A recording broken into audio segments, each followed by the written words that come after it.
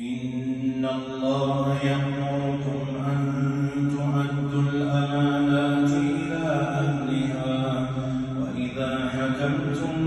بين الناس أن تحكموا بالعدل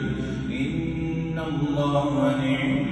نعم يعظكم به إن الله كان سميعا بصيرا يا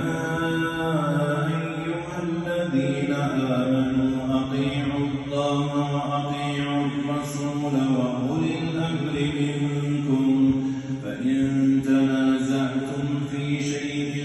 فردوه إلى الله والرسول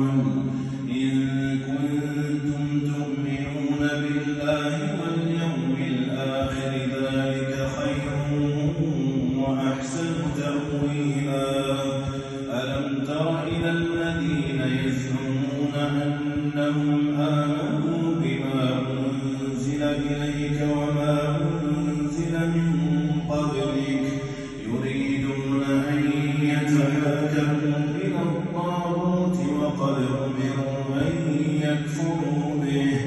ويريد الشيطان أن يضلهم ضلالا بعيدا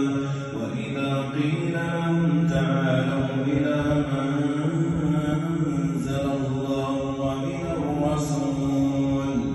وإلى الرسول رأيت المنافقين يصدون